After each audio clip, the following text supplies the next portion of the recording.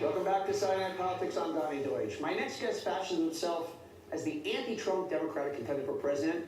He's a Harvard and Oxford grad, a Rhodes Scholar, speaks 8 languages, and was a veteran who served in Afghanistan. If elected, he would be the youngest president in U.S. history. Joining me now is the 2020 Democratic presidential candidate and mayor of South Bend, Indiana, Mayor Pete Buttigieg. Mayor Pete, thanks for joining us on the premiere episode of Saturday Night Politics. Well, I'm honored to be with you. Thanks for having me in. Mayor Pete, congratulations. You have had a stunning beginning to your campaign. The press is just nonstop. Latest Time Magazine cover, a fantastic cover, you and your husband. Now, as a strategist, I might pull you aside after that cover and say, Mayor Pete, that is a very defining attribute, you and your husband on the cover, you being gay as a defining versus just one of your core attributes. And I would say as a strategist, maybe we don't want that to be the defining attribute. I don't know if we keep the press, but one of your core attributes. Would you push back on me on that and say, no, wrong strategy? I mean, that is, to me, a very, very difficult needle to thread. You know, it is something that you think about as you're presenting yourself to a broader public, but I try not to overthink introducing who I am and all of the things that make me who I am. My marriage is one of them. My experience in the military is one of them. The fact of coming from the Midwest is one of them. My Catholic high schooling and my Episcopalian faith and everything in between is all part of who I am.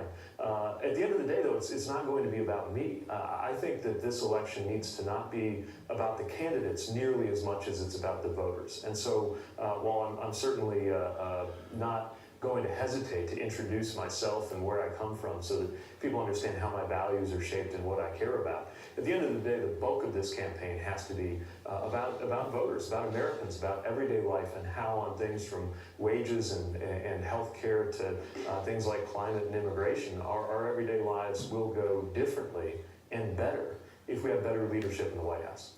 I want to talk about the Pete Buttigieg brand. How would you describe it? Again, I don't think it's about me, but I would say that for voters to understand who you are in your ideal way, this is who I am. Well, I guess I have a story of being somebody whose life was shaped by the dynamics around me. I come from one of those communities in the industrial Midwest where young people grew up getting this message that success had to mean leaving, which is what so many people, not just in industrial communities like mine, but a lot of rural communities and even some neighborhoods in America's biggest cities have that experience.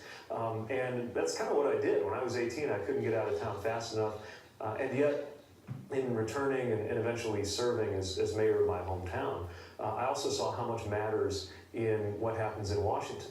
The way that good leadership or bad leadership in D.C. could make my job serving my community easier or harder. And also in my personal life. You know, I'm somebody who, by virtue of, you know, whether it's the fact that I was deployed to serve in a foreign conflict on the orders of a president, or the fact that I'm from a family that experienced some really challenging medical issues with my parents and financially absolutely depended on Medicare as a way to make sure that we could navigate those issues without being bankrupt.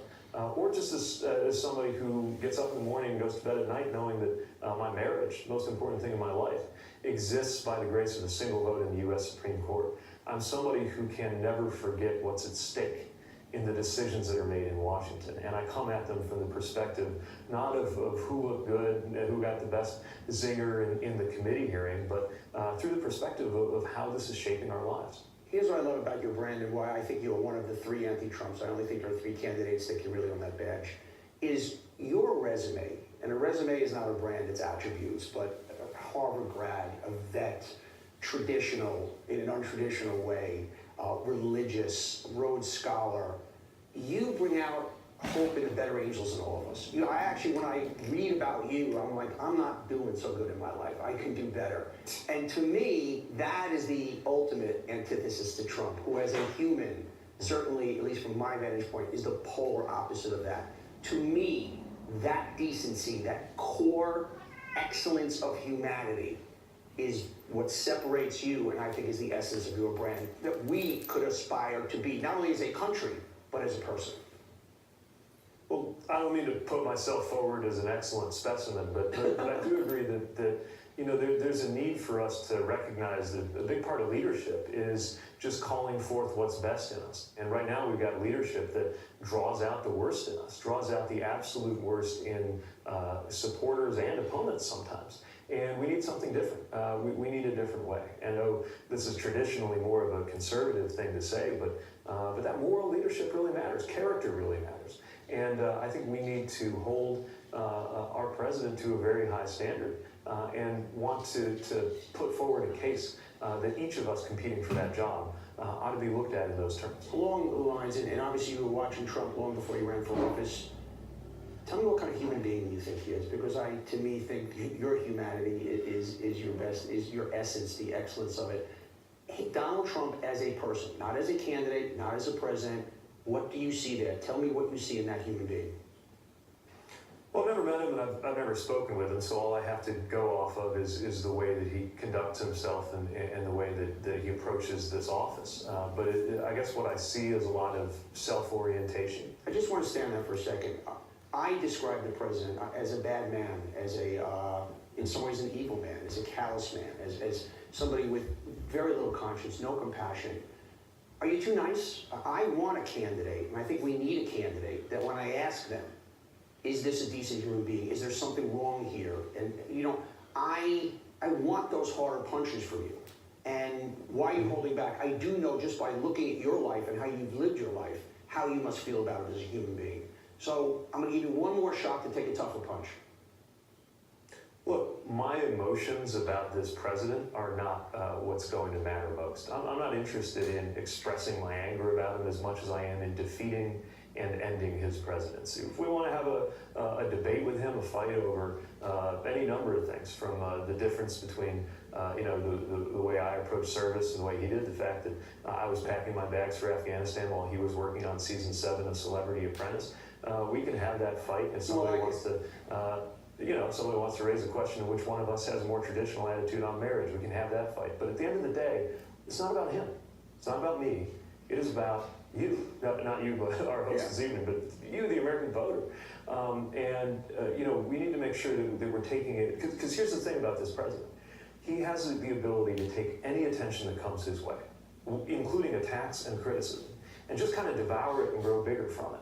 And so we could unintentionally be feeding the beast by competing to see who's the one who's going to land the biggest punch, the best zinger. And the reality is, that's an environment, if you just step back and think about the mentality that represents, that's an environment where it's almost as if he's the one we're trying to impress. Mayor, you're about to go up against 20 or 19 others, and you take a very high ground, which is wonderful.